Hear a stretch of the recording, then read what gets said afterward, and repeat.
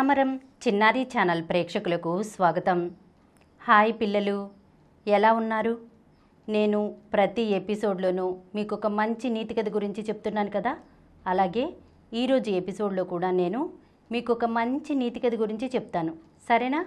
కథను జాగ్రత్తగా వినండి, అందులో ఉన్నటువంటి నీతిని గురించి తెలుసుకోండి.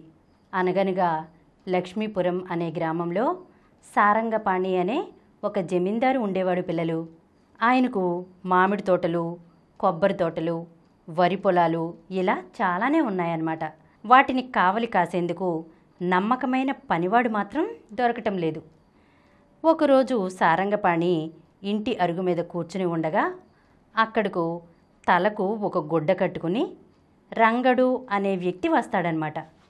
రాగానే జమీందారు గారికి నమస్కారం చేసి, అయ్యా, మీకు ఒక పాలేరు అవసరం పడింది అని తెలిసి వచ్చాను. మీ దగ్గర నాకు ఏమైనా పని దొరుకుతుందా అని అడుగుతాడు. దానికి సారంగపాణి అతన్ని చూసి, పని అయితే ఉంది, కానీ నా దగ్గర పనిచేసే వాళ్లకు నేను సంవత్సరానికి 10 బస్తాల ధాన్యం మాత్రమే ఇస్తాను అంటారు. అప్పుడు రంగడు, అయ్యా, నాకు 2 పిల్లలు ఉన్నారు, 20 బస్తాల ధాన్యం ఇస్తే నేను మీ దగ్గర పనిచేస్తాను అంటాడు. అప్పుడు సారంగపాణి, నీవు చాలా ఎక్కువ అడుగుతున్నావు. సరే, ఇక్కడి నుంచి నువ్వు ఏ వస్తువు కూడా ఆశించకూడదు, అది షరతు, సరేనా అంటాడు. దానికి రంగడు సరే అంటాడు. ఆ రోజు నుంచి రంగడు చాలా చక్కగా పనిచేస్తుంటాడనమాట.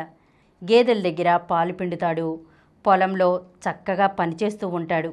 అయితే ఎప్పుడు కూరగాయలు కానీ, కొబ్బరికాయలు కానీ, మామిడికాయలు కానీ తీసుకోవటం చూడలేదనమాట. అతని నిజాయితీకి మరొక పరీక్ష పెట్టదలిచి జమీందారు గారు అతని బావమరిదితో, నేను రేపు పట్నం వెళ్తున్నాను, నేను చెప్పినట్లు చెయ్యి అంటారు. దానికి వాళ్ళ బావమరిది సరే అంటారనమాట. ఇక మరుసటి రోజు సారంగపాణి రంగడితో, నేను ఈరోజు పట్నం వెళ్తున్నాను, జాగ్రత్తగా చూస్తూ ఉండు అని చెప్తారనమాట. మధ్యాహ్నం కొబ్బరి తోటకు వెళ్ళి అక్కడ పనిచేస్తుంటే చెట్టు మీద ఎవరో ఉన్నట్లు చూస్తాడు రంగడు. వెంటనే ఆ చెట్టు దగ్గరికి వెళ్ళి, ఎవరు పైన కిందకు దిగండి అని గట్టిగా అరుస్తాడు. అప్పుడు చెట్టుపై నుంచి జమీందారు గారి బావమరిది వీరేశం దిగుతాడనమాట.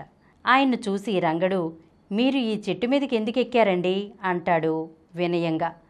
కొబ్బరికాయలు కావలసి వచ్చి ఎక్కాను, ఈ కొబ్బరికాయలన్నీ బుట్టలో వేసి ఇవ్వు అంటాడు వీరేశం. అప్పుడు రంగడు, నేను ఇవ్వనండి అంటాడు. దానికి వీరేశం, ఎందుకు ఇవ్వవు అని అడుగుతాడు. దానికి రంగడు, నాకు జమీందారు గారు చెప్పలేదు కదండి అంటాడు. అప్పుడు వీరేశం, ఆయన చెప్పేదేంటి, ఆయన నా బావగారు, ఆయన ఊరి నుంచి వచ్చిన తర్వాత నేను చెబుతాను, వీటిని త్వరగా ఇంటికి చేర్చు అంటాడు. అక్కడి నుంచి అంగుళం కూడా కదల్లేదు రంగడు. అయ్యా, నన్ను మన్నించండి, మీరు వారి బంధువులు అయితే అయ్యారు, కానీ జమీందారు గారు ఊరిలో లేనప్పుడు నేను ఇవ్వడం ధర్మం కాదు, దయచేసి మీరు ఇక్కడి నుంచి వెళ్ళండి, ఆయన వచ్చిన తర్వాత అడిగి నేనే స్వయంగా ఇంటికి చేరుస్తాను అంటాడు. అప్పుడు వీరేశం కోపంగా, నేను అడిగితే ఇవ్వనంటావా, చూస్తా అని 2 అడుగులు వేసి, కావాలంటే 2 కాయలు నువ్వు కూడా తీసుకో, నీకు కూడా పిల్లలు ఉన్నారు కదా అంటాడు. అప్పుడు రంగడు, అయ్యా, నేను ఇక్కడ పనిచేస్తున్నందుకు నాకు జీతం వస్తుంది, నేను వేటి కోసం ఆశించను, దయచేసి మీరు ఇక్కడి నుంచి వెళ్ళండి అంటాడు. నాకు కొబ్బరికాయలు ఇవ్వనంటావా, నీ సంగతి రేపు తేలుస్తా అని కోపంగా అక్కడి నుంచి వెళ్ళిపోతాడు వీరేశం. ఇక మరుసటి రోజు జమీందారు గారు ఊరి నుంచి రాగానే వీరేశం పాలేరు చేసిన పని గురించి చెప్తాడు. అప్పుడు జమీందారు గారు, ఏంటి, నిన్న పొలంలో ఏం జరిగింది, మా బావమరిది వచ్చి కాయలు కోసుకుని తీసుకుని వెళ్తుంటే వద్దన్నావంట అంటారు జమీందారు గారు రంగడితో. దానికి రంగడు, అయ్యా, మీరు లేనప్పుడు నేను మీ సొమ్మును జాగ్రత్తగా చూసుకోవలసిన బాధ్యత నాది. మీ బంధువైనా మరెవరైనా మీరు లేనప్పుడు వాళ్లకు ఇవ్వమని చెప్పేసి నాకు చెప్పలేదు, అందుకనే నేను ఇవ్వలేదు. మీకు ఏదైనా ఇబ్బంది కలిగితే నేను ఈ క్షణమే ఇక్కడి నుంచి వెళ్ళిపోతాను, మీకు నచ్చిన వాళ్ళని పెట్టుకోండి అంటాడు. దానికి సారంగపాణి రంగడి దగ్గరికి వెళ్ళి అతన్ని కౌగలించుకుని, నీ వంటి పనివాడు దొరకడం నిజంగా నా అదృష్టం, నిన్ను పరీక్షించటానికి మా బావమరిదినే అలా చేయమన్నాను. ఈ రోజు నుంచి నువ్వు అడిగిన దానికన్నా ఎక్కువ జీతం ఇస్తున్నాను, చక్కగా పనిచేసుకో అంటారు జమీందారు గారు.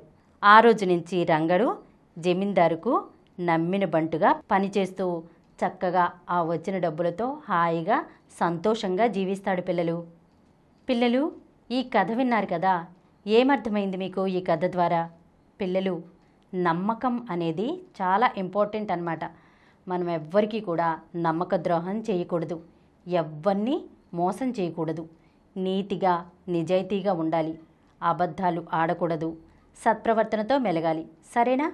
ఇలాంటి మరొక చక్కని నీతి కథతో వచ్చే ఎపిసోడ్లో కలుసుకుందాం.